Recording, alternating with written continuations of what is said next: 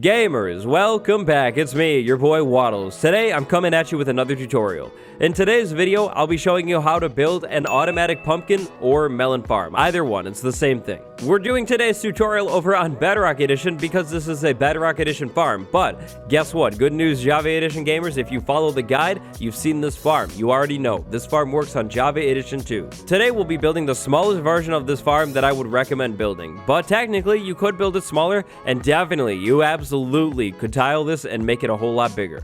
If you enjoy the tutorial, if it helps you out, you know what to do. Like button, delete it, and subscribe. If you haven't subscribed, definitely change that. I will leave some timestamps down in the description below. If you lose your place, check them out. Now, let's talk materials. Let's talk materials. What do you need to build this pumpkin or melon farm?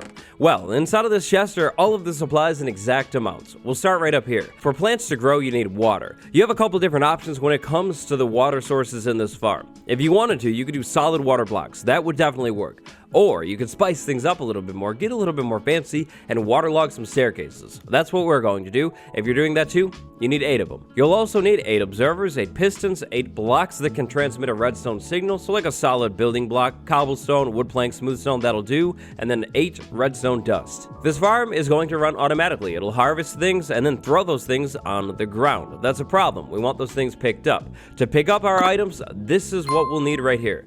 2 chests, a hopper, a minecart with a hopper in it, levers to power our 4 powered rails, and then 12 rails. Finally, some other things that you'll need. What are you going to grow? Pumpkins or melons? Either way, you'll need seeds. You'll also need a hoe and some water sources. Light is always good to have. Whether it be natural light or man-made light, you'll probably want to have light in this farm. So maybe lanterns, torches, maybe even the sun if you're keeping this farm small and outside. But light. Last but not least, building blocks. Whatever you'd like, however you want this farm to look, you'll need those building blocks. So, these are the supplies. Now let's build the farm. This farm is tileable, which means you could build it bigger, you could build it smaller. I recommend building this farm at least as big as we're building it today. Technically, you could build it smaller, but the rates won't be very good. If you go larger, remember, you will need to fit light in somehow. Start by finding a spot for your farm. Your farm can really be built anywhere, but it definitely should be built in an area that will be loaded in. If your farm isn't loaded in, then it's not going to run, and if your farm's not running, well, obviously it's not working.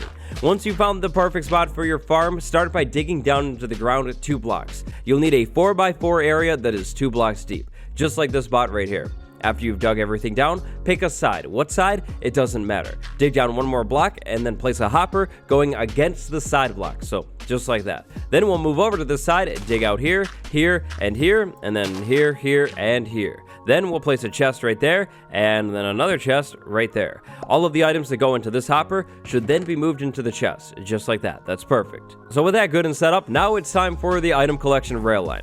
To start, we're going to go over to the opposite back corner and place 2 powered rails down, just like that. Then it's normal rail time. Normal rail, there, and there, and then if they connect like that, easy. Remove that, place it back down, it'll link over like that, and then put this rail right back. Then go ahead and continue placing rails just like that until it curves back over to this end. At this end, 2 more powered rails. Now, on top of this block, or maybe down below those, or somewhere, you're going to need to provide power for your powered rails. Today, we'll do it just like that. Now, go ahead and drop your minecart with the hopper in, and it should run continually. It'll bounce off of the wall back and forth. But you see how it slows down in there? Well, that's actually because of this corner and this corner. If those corners aren't there, this thing will run a whole lot faster. If you want it to run even faster, though, take out these blocks right here and these blocks right here.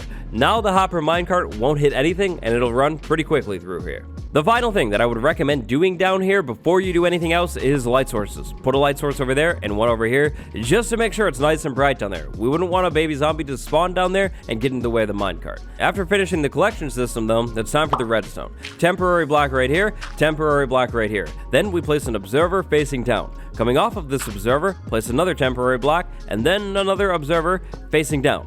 Off of this temporary block that we just placed a second ago, place another observer. Another temporary block right there, and then another observer back here.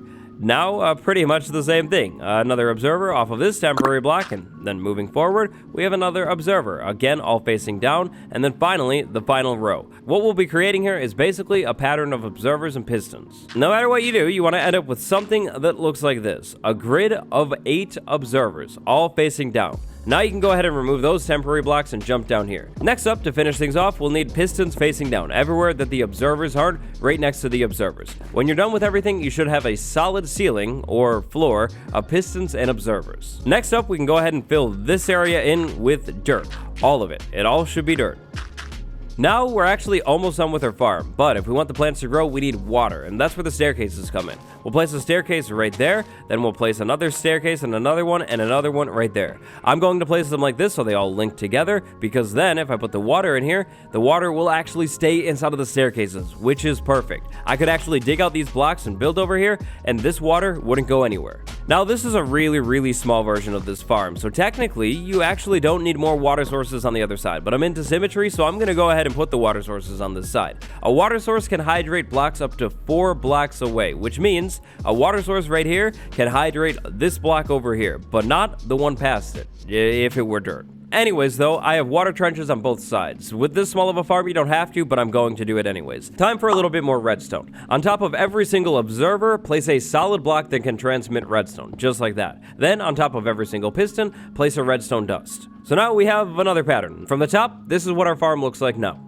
Finally, it's plant time. You're going to want to plant your plants below the blocks with observers on them so the observers can see the plants growing. Observers are block update detectors. When a block updates, like for example, when a melon stem grows, the observer, it can see that. It'll send a redstone signal up into the block that we put above them, and then the redstone dust right next to it will be able to pick up that signal. The dust is on top of the piston, so the piston will fire. So plant all of your plants directly below the observers, and that's really important. Then, if you have bone meal, you can go ahead and bone meal your plants up.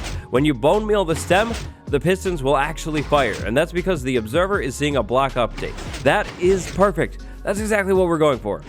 And finally, to finish this thing up, I highly recommend placing solid building blocks all the way around this thing to keep all of the drops inside of this area. If the drops are allowed outside of this area, then the minecart might not be able to pick them up. On the front, we'll do something like this and then dig down over here so we can actually reach our chest. Give the farm some time and eventually all of your plants will grow up. Once your plants have grown up, eventually they'll start growing actual plants on any of the dirt blocks around them. The observers will notice when this happens, the pistons will harvest the plants for you, and the minecart will pick up the items. The minecart will drop off all of your items in the hopper, and the hopper will move the items over to the chest. That's it. Now, real quick, let's talk about expanding this farm. If you'd like to, you could expand this farm. Basically, repeat what we did over and over and over again as many times as you'd like until you're happy. You could also, if you wanted to, downsize. Technically, this farm right here is made up of 8 tiles, but downsizing probably isn't a good idea if you're looking for good rates. So that's how it's done. That's how you build an automatic pumpkin or melon farm on Bedrock Edition. This farm does also work on Java Edition. If you're on Java, you can build it identically. It'll work. If you enjoyed today's tutorial, do me a huge favor. Leave a like. It helps out huge time. On the end card, I'll leave my tutorial playlist. What tutorial would you like to see next? Let me know down in the comments below. Today, big thank you to my patrons Violet Pirate and Glavers. Thank you so much for the support. Until next time, stay fresh. I'll see you in the next video tomorrow. Goodbye, everyone.